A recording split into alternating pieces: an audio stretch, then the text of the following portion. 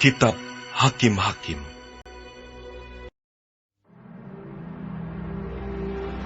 Adapun Yefta, orang Gilead itu, adalah seorang pahlawan yang gagah perkasa. Tetapi ia anak seorang perempuan sundal. Ayah Yefta ialah Gilead. Juga istri Gilead melahirkan anak-anak lelaki baginya. Setelah besar anak-anak istrinya ini, maka mereka mengusir Yefta. Katanya kepadanya, "Engkau tidak mendapat milik pusaka dalam keluarga kami, sebab engkau anak dari perempuan lain." Maka larilah Yefta dari saudara-saudaranya itu, dan diam di tanah Tob. Di sana, berkumpullah kepadanya petualang-petualang yang pergi merampok bersama-sama dengan dia. Beberapa waktu kemudian, Bani Amon berperang melawan orang Israel. Dan ketika Bani Amon itu berperang melawan orang Israel, pergilah para tua-tua Gilead menjemput Yefta dari tanah Tob. Kata mereka kepada Yefta, "Mari, jadilah panglima kami, dan biarlah kita berperang melawan Bani Amon." Tetapi kata Yefta kepada para tua-tua Gilead itu, "Bukankah kamu sendiri membenci aku dan mengusir aku dari keluargaku? Mengapa kamu datang sekarang kepadaku pada waktu kamu terdesak?" Kemudian berkatalah para tua-tua Gilead kepada Yefta, "Memang, kami datang kembali sekarang kepadamu. Ikutilah kami dan berperanglah melawan Bani Amon. Maka engkau akan menjadi kepala atas kami, atas seluruh penduduk Gilead." Kata Yefta kepada para tua-tua Gilead, "Jadi, jika kamu membawa aku kembali untuk berperang melawan Bani Amon, dan Tuhan menyerahkan mereka kepadaku, maka akulah yang akan menjadi kepala atas kamu." Lalu kata para tua-tua Gilead kepada Yefta, "Demi Tuhan yang mendengarkannya sebagai saksi antara kita, kami akan berbuat seperti katamu itu." Maka Yefta ikut dengan para tua-tua Gilead. Lalu bangsa itu mengangkat dia menjadi kepala dan panglima mereka. Tetapi Yefta membawa seluruh perkaranya itu ke hadapan Tuhan di Mispa. Kemudian Yefta mengirim utusan kepada Raja Bani Amon dengan pesan, "Apakah urusanmu dengan aku, sehingga engkau mendatangi aku untuk memerangi negeriku?" Jawab Raja Bani Amon kepada utusan Yefta, "Orang Israel ketika berjalan keluar dari Mesir telah merampas tanahku, dari sungai Arnon sampai ke sungai Yabok dan sampai ke sungai Yordan. Maka sekarang kembalikanlah semuanya itu dengan jalan damai."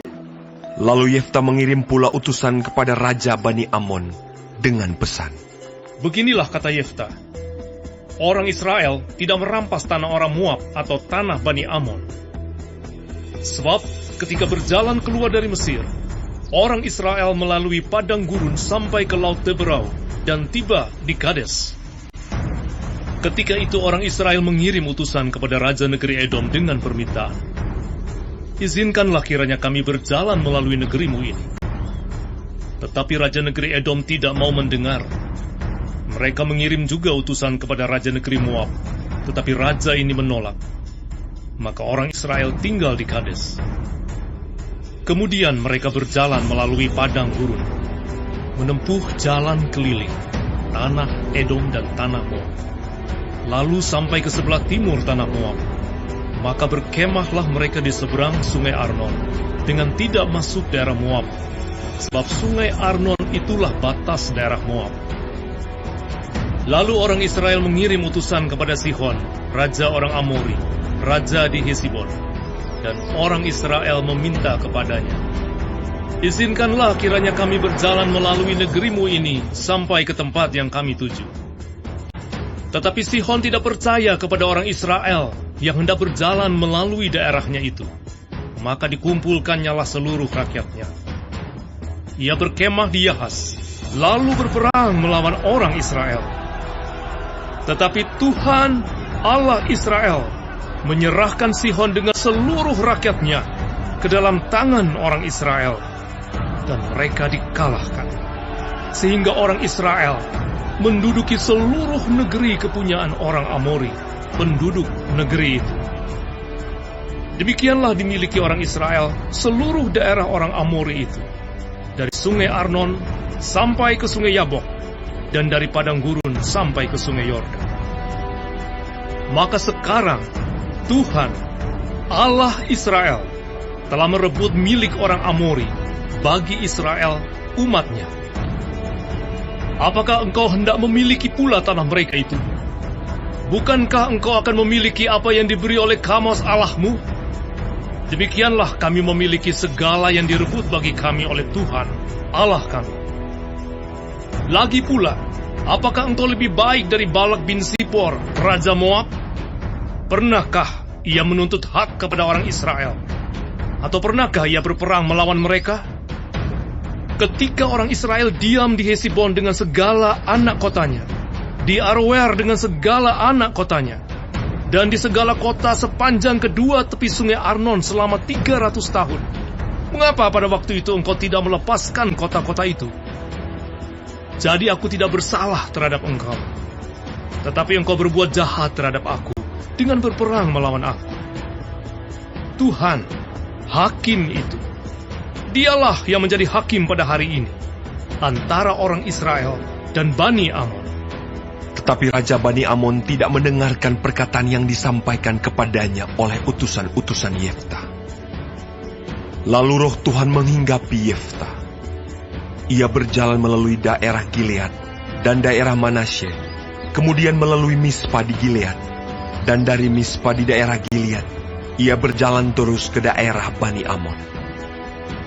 Lalu bernasarlah Yefta kepada Tuhan, katanya, "Jika engkau sungguh-sungguh menyerahkan Bani Amon itu ke dalam tanganku, maka apa yang keluar dari pintu rumahku untuk menemui aku, pada waktu aku kembali dengan selamat dari Bani Amon, itu akan menjadi kepunyaan Tuhan, dan aku akan mempersembahkannya sebagai korban bakaran." Kemudian Yefta berjalan terus untuk berperang melawan Bani Amon, dan Tuhan menyerahkan mereka ke dalam tangannya.